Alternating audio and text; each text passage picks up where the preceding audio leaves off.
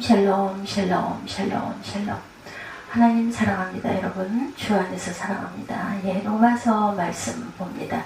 1장 1절에서 4절 하나님의 복음, 낯선 도발, 이런 제목으로 함께 은혜를 나눕니다. 로마서 1장 1절에서 4절 말씀 보도록 하죠. 1장 1절에서 4절, 사도로 부름받은 바울에 대해서 이렇게 기록되어 있습니다. 예수 그리스도의 종 바울은 사도로 부르심을 받아 하나님의 복음을 위하여 택정함을 입었으니, 이 복음은 하나님이 선지자들을 통하여 그의 아들에 관하여 성경에 미리 약속하신 것이라. 그의 아들에 관하여 말하면 육신으로는 다윗의 혈통에서 나셨고 성결의 영으로는 죽은 자들 가운데서 부활하사 능력으로 하나님의 아들로 선포되셨으니 곧 우리 주 예수 그리스도시라. 그런 말미암아 우리가 은혜와 사도의 직분을 받아 그의 이름을 위하여 모든 이방인 중에서 믿어 순종하게 하나니, 너희도 그들 중에 예수 그리스도의 것으로 부르심을 받은 자니라. 6절까지 내용입니다. 하나님의 복음입니다. 로마서 1장 1절에서 4절. 바울은 인사말 서두에 자기가 전할 이야기가 어떤 것인지를 분명히 밝히죠. 예수 그리스도의 종 바울은 사도로 부르심을 받아 하나님의 복음을 위하여 택정함을 입었다. 앞으로 할 이야기가 하나님의 복음입니다. 로마서를 통해 자기 할 이야기는 자기 소견이나 논문이나 창작이 아니고 하나님의 복음이다. 굿뉴스이죠. 복음이란, 하나님의 복음, 굉장한 말이죠. 먼저 복음이라는 말부터 살펴봅니다. 복음이란 말 그대로 기쁜 소식, 굿뉴스라는 뜻을 갖고 있죠. 충고나 훈계나 이론이 아니고 뭔가 중요한 일이 일어났다는 것을 알리는 소식입니다. 굿뉴스. 복음은 1차적으로 소식 뉴스입니다. 예를 들면 기원전 5세기 후반에 그리스와 페르시아 사이에 3차례의 전쟁이 있었어요. BC 492년에서 479년에 일어난 그러한 전쟁. 역사에서는 그 전쟁을 페르시아 전쟁이다 이렇게 말하는데, 1차 페르시아 전쟁에서는 마라톤 전투에서 그리스가 대승을 거두죠. BC 490년에. 이때 아테네 용사 페아디피테스가 무장한 채로 40km를 달려 아테네 시민에게 승전 소식을 전합니다. 조금이라도 빨리 승전 소식을 전하기 위해서 쉼없이 달려 우리가 승리했다 이렇게 외치죠. 페이디피데스가 전한 이 소식이 바로 복음입니다. 기쁜 소식이 굿뉴스. 10년 후 2차 페르시아 전쟁에서도 아테네 군대가 살라미스 해전에서 대승을 거두게 되죠. BC 480년에. 이때 승전 소식도 복음입니다. 대한민국 국민들에게는 과연 무엇이 복음일까요? 1945년 8월 15일에 있었던 일본 롯데 해방이 복음이었죠. 또 2002년 월드컵 경기에서 4강에 오른 것도 온 국민에 환호하는 복음이었어요. 그러면 바울 당시에는 무엇이 복음이었을까? 그때는 로마 패권을 장악하던 시절이었습니다. 로마가. 그래서 새로운 황제가 등극하는 것이 유앙겔리온 복음이었어요. 새로운 황제가 등극했다는 것은 새로운 시대가 시작되었던 뜻이었기 때문에 백성들은 새로운 희망을 갖고 새로운 황제의 등극 소식을 모두 다 기뻐합니다. 신전에서는 제사를 올리고 축제를 벌여요. 이처럼 복음이라는 말은 정치적이고 사회적인 언어였다라는 거죠. 하나님의 복음, 위험천만한 진실을 봅니다. 바울은 이 단어를 하나님의 말씀, 하나님의 행위와 연결합니다. 복음과 하나님을 연결해서 하나님의 복음이다 이렇게 말하죠. 바울이 복음이라는 말을 하나님께 끌어온 데는 그만한 이유가 있는데, 우리는 지금 하나님의 복음이라는 말을 위험한 말이다 절대로 생각하지 않죠. 지금은 황제를 숭배하지도 않고 또 이 말이 너무 익숙해져 있기 때문에 하나도 위험하게 들리지를 않아요. 그러나 바울 당시에는 아주 도발적이고 위험한 말이었다는 거죠. 왜냐하면 하나님의 복음이라는 말 속에는 매우 도발적인 메시지가 담겨 있었기 때문이라고 그래요. 하나님의 복음이라는 말 속에는 아테네가 승리한 것, 새로운 로마 황제가 등극한 것이 복음이 아니고, 사람들은 새로운 로마 황제가 등극한 것을 복음이라고 생각하고 환호하는데 그것은 진짜 복음이 아니다. 진짜 복음은 하나님의 아들이 온 세상의 왕으로 등극했다는 소식이다. 이것이 진짜 복음이죠? 라는 무언의 메시지가 담겨 있었다고 그래요. 네, 로마 체제를 전면적으로 부정하고 뒤흔드는 너무나도 도발적이고 위험천만한 메시지가 담겨 있는데, 더욱더 이 편지의 수신자, 로마 체제의 중심에 살고 있는 성도들이었죠. 로마 황제가 통치한다는 중앙도시에 살고 있는 자들. 그러니까 바울이 복음이라는 말을 하나님과 연결시킨 것은 바로 이 메시지, 이 세상의 모든 복음은 복음이 아니라는 위험천만한 메시지를 말하기 위해서였다라는 거죠. 오늘도 예외가 아니죠. 하나님의 복음이라는 말은 지금 이 시대를 지배하고 있는 민주주의 체제와 자본주의 체제를 뿌리째 부정하고 뒤흔드는 그러한 뉴스이다. 오늘날 사람들은 민주주의와 자본주의를 인간이 가지고 있는 정치 체제 중에 가장 발달한 체제다 이렇게 생각을 합니다. 가장 자유롭고 건강한 체제다 생각하죠. 기독교인 중에 민주주의와 자본주의를 하나님의 뜻에 부합하는 체제라고 생각하는 자들이 많이 있습니다. 사회주의는 하나님의 뜻에 어긋나고 자본주의는 하나님의 뜻에 일치한다 이렇게 생각하죠. 그러나 하나님의 복음이라는 말에는 로마 체제뿐 아니라 현재의 민주주의와 자본주의 체제도 부정하는 메시지가 담겨 있습니다. 하나님의 복음만이 궁극적인 복음이라는 메시지가 담겨 있죠. 남북 통일도 마찬가지, 남북 간의 통일이 이루어지는 것은 두말할 것 없이 복음입니다. 우리나라 사람들은 말할 것도 없고 온 세상 사람들에게도 복음임이 틀림없다. 우리는 어떻게 해서든지 통일을 위해 노력해 갑니다.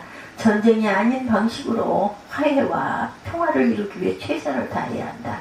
그러나 남북통일이 하나님의 복음은 아니죠.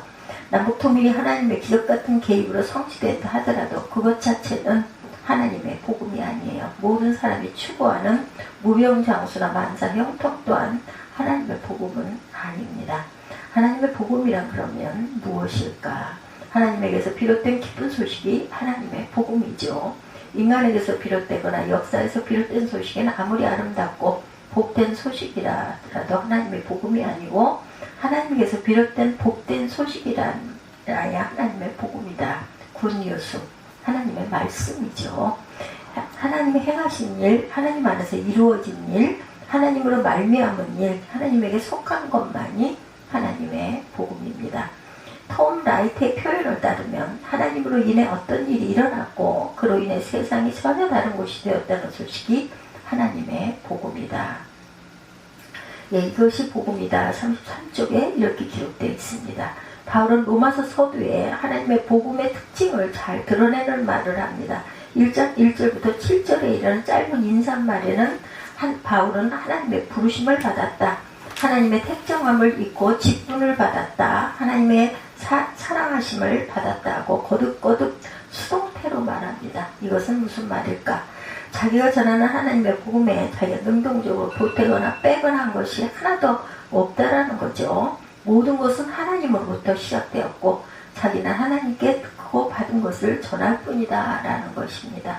2절도 보면 이 복음은 하나님의 선지자들을 통하여 그의 아들에 관하여 성경에 미리 약속하신 것이다 이렇게 말씀하고 있어요. 이것은 복음의 내용이 하나님의 아들이라는 말한 것인데, 특히 하나님의 오래전에 약속하신 것이다. 이 말은 하나님의 복음이 우리 노력의 결실이 아니라는 말입니다. 우리의 진심에 대한 보상이 아니에요. 하나님이 시작한 일이고 하나님의 오래전에 하신 약속과 관련된 일이다 이런 뜻입니다. 하나님의 오래전에 여러 선지자들을 통해 약속하신 하나님의 아들에 관한 것, 즉 육신으로 다윗의 혈통에서 나신 분, 성결의 영으로는 죽은 자들 가운데서 부활하사 능력으로 하나님의 아들로 선포되신 분, 바로 그분에 대한 소식이 하나님의 복음이라는 말입니다. 아주 간단하게 말하면 예수 그리스도가 하나님의 복음이라는 거예요. 예수 그리스도는 이꼬르 말씀이죠. 말씀이 굿뉴스의 복음이다. 예, 그렇습니다. 하나님의 복음은 인간이 창하는 것도 아니고 인간이 발견한 것도 아니고 인간이 개발한 것도 아니다. 예수라고 하는 종교적 창조가 창작한 것도 아니다. 인간에게 내재되어 있는 종교적 욕망이 투자된 것도 아니다. 하나님의 복음은 철저하게 하나님이 세상에 가져온 소식, 뉴스입니다. 인간이 하나님에 다가간 것이 아니라 하나님이 인간에게 다가온 것이다. 인간이 하나님의 뜻을 행한 것이 아니라 하나님의 인간에게 하신 약속을 지키고 성취한 것이다. 인간이 하나님과 맺은 관계가 아니라 하나님의 인간과 맺은 관계다. 달리 말하면 세상 안에 도무지 일어날 수 없는 어떤 일이 하나님으로 인해 일어났다. 그리고 그로 인해 세상이 전혀 다른 곳이 되었다는 소식이 하나님의 복음입니다. 아주 간단하게 말하면 하나님이 세상 속으로 들어오셔서 세상을 구원하셨다는 소식이 하나님의 복음입니다. 근데 많은 교회는 이 복음을 전하진 않아요. 영국의 신약학자 톰 라이트의 말을 들어보면 교회는 말한다. 여기에 성경에 어떻게 살아야 하는지, 어떻게 기도해야 하는지에 대한 안내가 있다. 더 나은 그리스도인, 더 나은 인간, 더 나은 아내, 더 나은 남편, 더 나은 부모가 되는 것을 도와줄 기술이 여기에 있다. 그리고 특별히 죽음 이후에 일어날 일을 위해 당신을 바른 길로 가게 해줄 방법이 또한 여기에 있다. 이 친구를 받아들여라. 이 기도를 따라 하고 구원을 받아라. 지옥이 아닌 천국에 가게 될 것이다. 여기서 방법을 알려줍니다. 이것이 바로 복음이다. 15쪽에 이렇게 기록되어 있어요. 바울은 천국에 들어가는 방법을 알려준 적이 없고 도덕을 훈계한 적이 없는데 많은 교회는 천국에 들어가는 방법을 알려주고 지혜로운 처세술을 가르치고 도덕을 훈계하기에 바쁩니다. 수많은 설교를 들어보면 천국에 들어가는 방법, 처세술, 도덕이 거의 전부이죠. 하나님으로 인해 어떤 일이 일어났는가, 그로 인해 세상에 얼마나 다른 곳이 되었는가 하는 이야기는 하지 않습니다. 이제 진짜 복음인데 진짜 복음은 설교하지 않고 천국에 들어가는 방법과 처세술과 도덕만 설교한다. 하나님의 능동성과 인간의 수동성의 만남. 하나님의 복음은 천국에 들어가는 방법, 처세술, 도덕이 아닙니다. 세계 내 이야기가 아니죠. 이야기가 아닙니다. 인간의 이야기가 아니죠. 그래서 하나님의 복음은 들어도 이해가 잘 안 됩니다. 석가모니 이야기나 공자 이야기나 소크라테스 이야기는 인간의 이야기고 세계, 내 이야기이기 때문에 들으면 이해가 되는데 들으면 들을수록 머리가 끄덕여집니다. 공감이 됩니다. 그런데 하나님의 복음은 아무리 들어도 이해가 잘 안 된다. 10년, 20년, 70년, 80년을 들어도 이해가 잘 안 됩니다. 공감도 안 되고 손에 잡히는 것도 없어요. 어느 때는 확실한 것 같다고도 어느 순간 돌아보면 텅 비어있기도 하고 하나님이 정말 존재하는가 하는 것까지 헷갈리기도 합니다. 바울도 말합니다. 하나님의 복음은 유대인에게는 거리끼는 것이고 이방인에게는 미련한 것이다. 고린도전서 1장 23절이죠. 하나님의 복음은 한없이 미련한 것이고 거리끼는 것이다. 또 이 하나님의 복음을 원하는 자로 말미암지도 않고 다른 박질하는 자로 말미암지도 않는다. 오직 긍휼히 여기시는 하나님으로만 말미암습니다. 로마서 9장 16절. 하나님의 복음은 간절히 원한다고 주어지지 않습니다. 열심히 다른 박질한다고 또한 믿어지지도 않아요. 깊이 기도하고 명상한다고 깨달아지지도 않는다. 오직 긍휼히 여기시는 하나님으로 말미암아 열립니다. 예당초 복음을 계획하신 분이 하나님이시니까 복음을 약속하신 분도 하나님이시고 여러 선지자들에게 말씀하신 분도 하나님이시고 아들을 보내신 분도 하나님이시고 능력으로 죽은 자들 가운데서 일으키신 분도 하나님이시고 우리를 사랑하시는 분도 하나님이시고 우리에게 말씀하시는 분도 하나님이시고 우리를 부르시는 분도 하나님이시기 때문에 긍휼히 여기시는 하나님으로 말미암아서만 열립니다. 하나님의 복음은 처음부터 끝까지 하나님이 주권적으로 행하셨고 우리가 보태거나 뺄 게 하나도 없습니다. 100% 하나님이시다. 말씀 이꼴 하나님. 우리는 100% 수동적으로 받을 뿐이다. 그분이 부르심에 수동적으로 응할 뿐입니다. 그러니 복음은 하나님의 능동성과 인간의 수동성이 만나는 곳에 있습니다.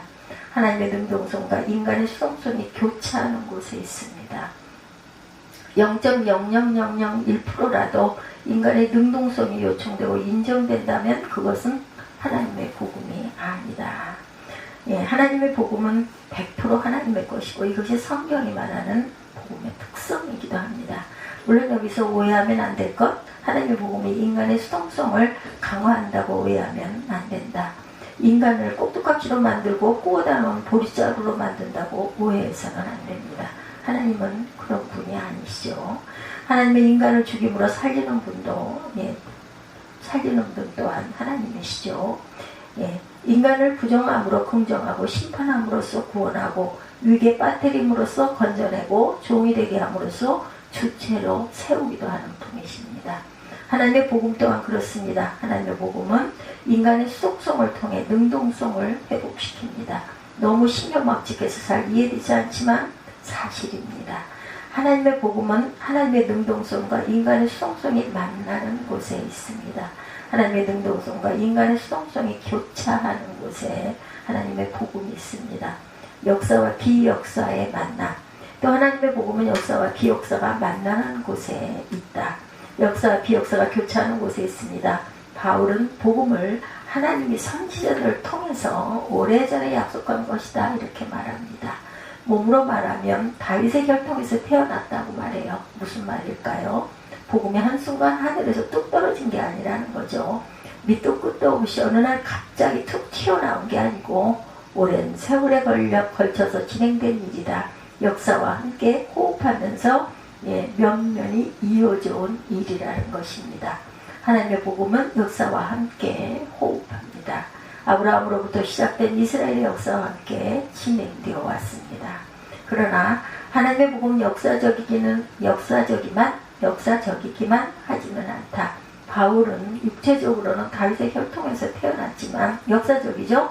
성결의 영으로는 죽은 자들 가운데서 부활하사 하나님의 아들로 선포되었다. 비역사적이죠. 이렇게 증거합니다. 십자가에 죽은 예수가 죽은 자들 가운데서 일어난 부활은 초자연적인 사건이죠. 물론 이 일도 1차적으로는 역사적 사건이긴 합니다.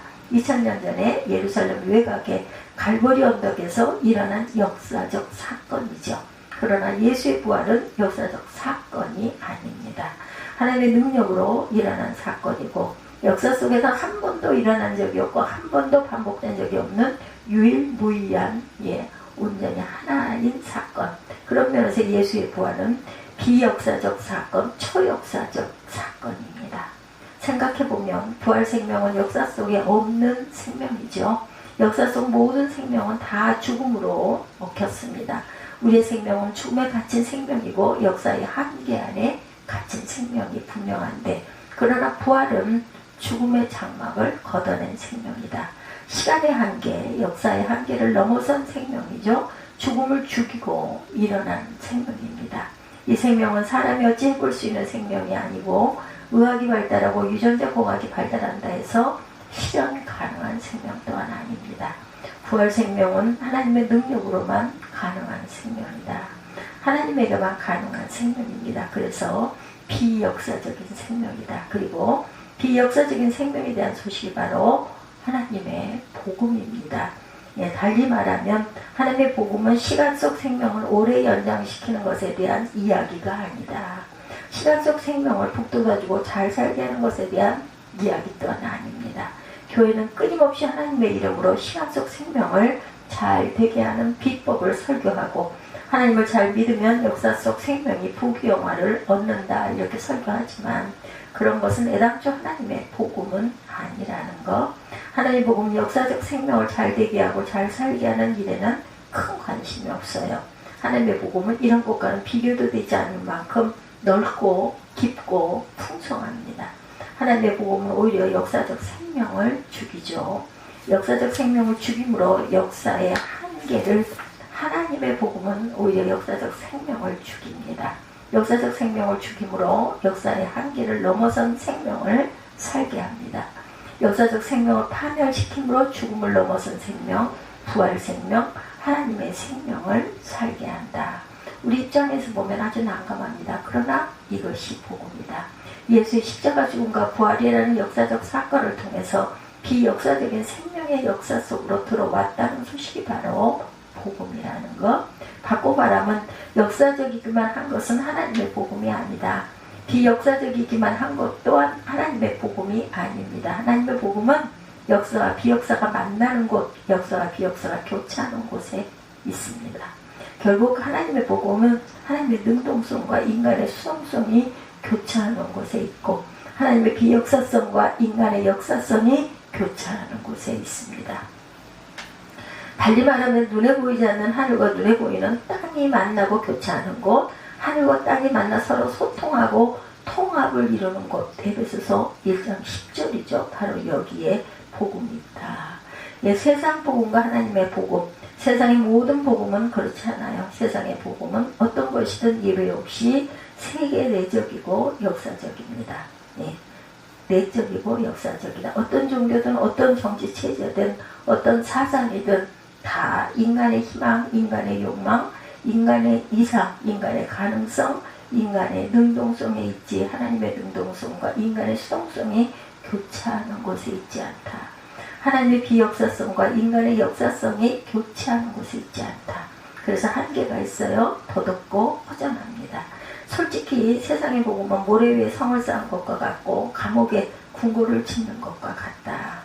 네. 혁명이 1000만번 일어나고 도덕적 회심이 1000만번 일어나도 세계 내적일 뿐이고 역사적일 뿐이다. 쳇바퀴 안에 다람쥐가 열심히 돌아도 같은 쳇바퀴를 도는 것과 하등 다를 게 없다. 하나님은 이런 허무한 쳇바퀴를 정지시켜요. 역사의 쳇바퀴가 계속 도는 것을 정지시킵니다. 지금까지 돌고 돌았던 역사의 쳇바퀴를 정지시키고 새로운 쳇바퀴를 돌리십니다. 지금까지와는 전혀 다른 낯설고 새로운 역사를 시작하세요. 죽음을 죽이고 일어선 그 새로운 생명의 세계를 펼치셨죠. 예, 바로 이 소식이 하나님의 복음이다. 예, 생명이 일어나는 곳, 생명의 그 세계, 죽음을 죽이고 일어선 예, 새로운 생명의 세계. 바울은 로마서를 통해 바로 이 복음을 전합니다. 이것이 왜 진짜 유앙겔리온인지 최대한 알아들을 수 있게 설명합니다. 우리가 바울을 통해, 특히 로마서를 통해 진짜 복음의 세계로 들어갈 수 있게 된 것은 하나님의 은혜입니다. 우리는 앞으로 바울이 전하는 이 복음의 세계를 하나하나 세심히 살피고 귀 기울여 들을 텐데, 듣는 귀가 열려 진짜 복음의 세계로 들어가는 귀한 복을 누리시는 저와 여러분들이 되시기를 주님의 이름으로 축복합니다. 오늘 로마서 1장 1절에서 4절 하나님의 복음, 낯선 도발, 이런 제목으로 함께 은혜를 나눴습니다. 기도하시겠습니다.